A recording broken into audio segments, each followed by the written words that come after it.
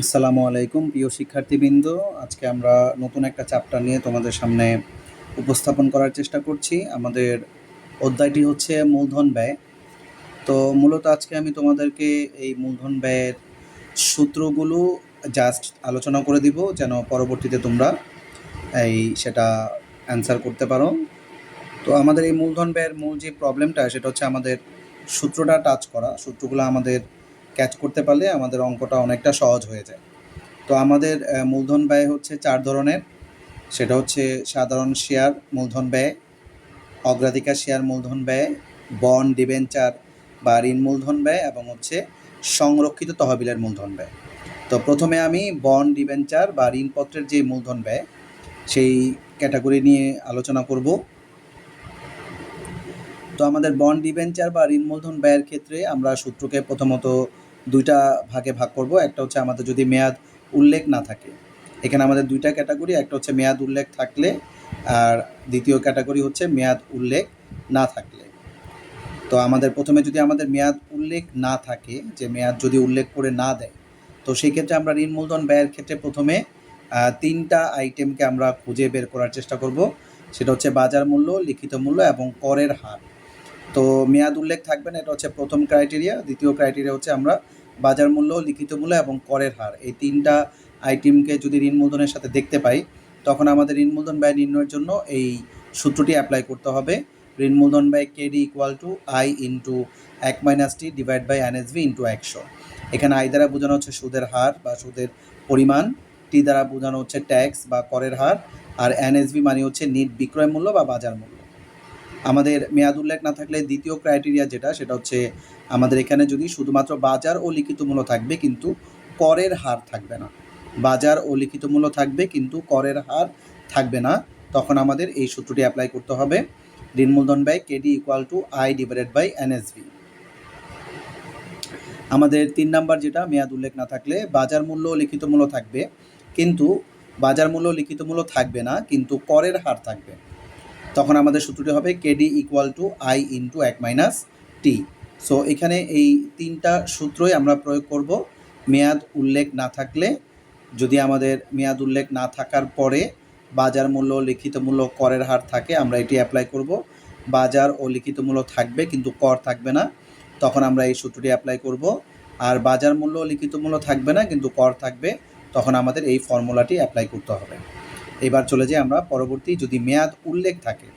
মেয়াদ উল্লেখ থাকলে আমাদের সূত্র হচ্ছে একটি, সেক্ষেত্রে আমাদের ঋণ মূলধন ব্যয় সূত্র হচ্ছে KD equal to I into 1 - T plus MV minus NSV divide by N, নিচে আবার হচ্ছে MB plus NSV divide by 2 into 100।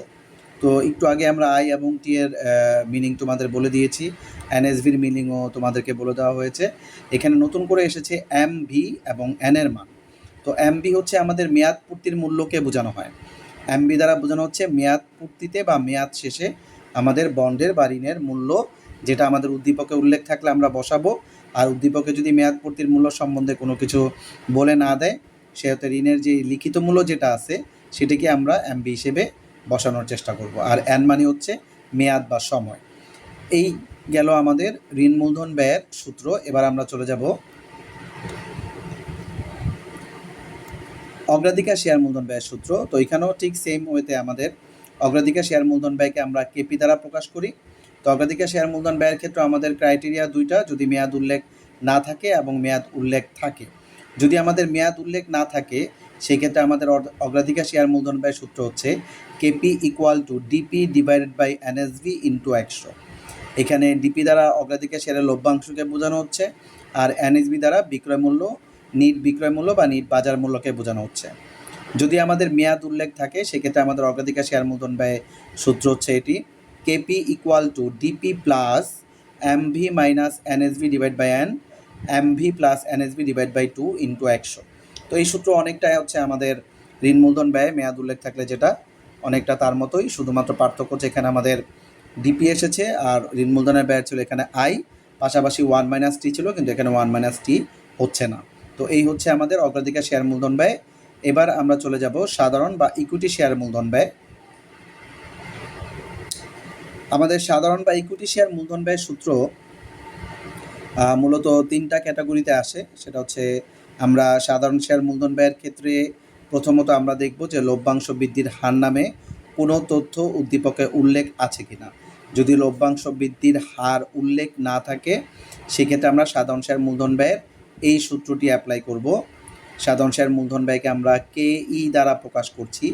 KE equal two D1/D0 নিচে P0 মাইনাস F ইন্টু 100। তো এখানে D1 দ্বারা মূলত লভ্যাংশকে বোঝানো হচ্ছে। D1 দ্বারা বোঝানো হচ্ছে প্রত্যাশিত লভ্যাংশ বা বছরের শেষে লভ্যাংশ, আর D0 দ্বারা বোঝানো হচ্ছে বর্তমানে প্রদত্ত লভ্যাংশ।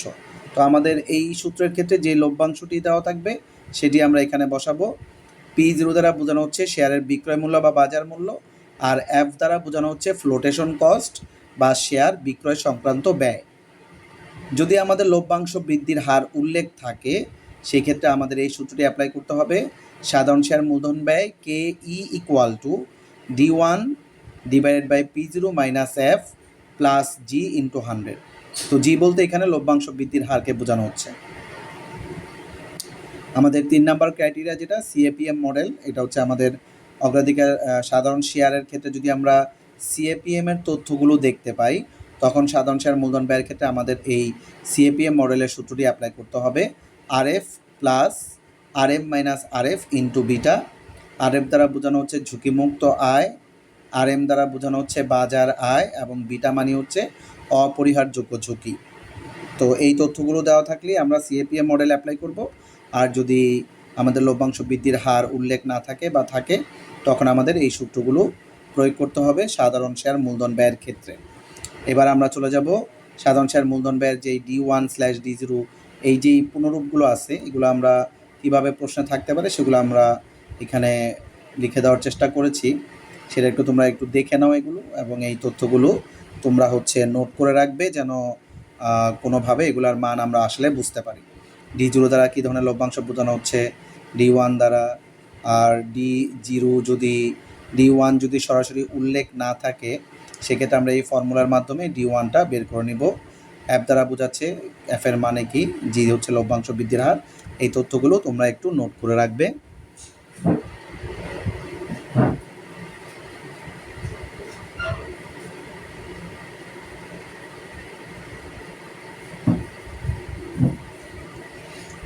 এখন আমরা চলে যাচ্ছি সংরক্ষিত তহবিলের মূলধন ব্যয়, যেটাকে আমরা KR দ্বারা প্রকাশ করি, কস্ট অফ রিটেন আর্নিং।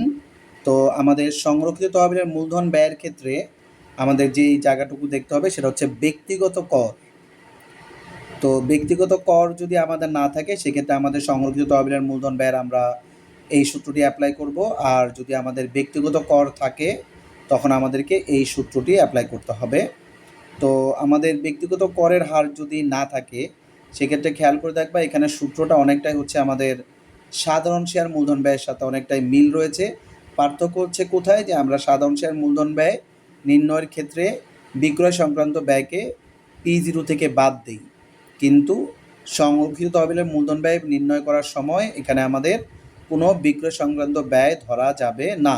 সংরক্ষিত তহবিলের কোনো বিক্রয় সংক্রান্ত ব্যয় নেই বা হয় না বা হবে না। তো এখানে তোমরা মাইনাস Fটা অ্যাপ্লাই করবে না।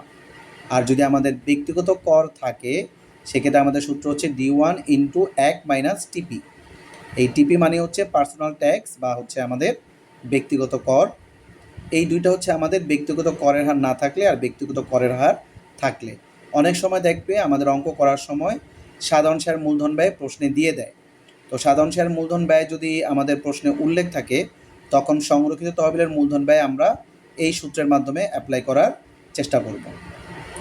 তখন হবে KE ইন্টু 1 মাইনাস TP। এটা কখন অ্যাপ্লাই করব, যখন দেখব আমাদের সাধারণ শেয়ার মূলধন ব্যয় প্রশ্নে উল্লেখ রয়েছে।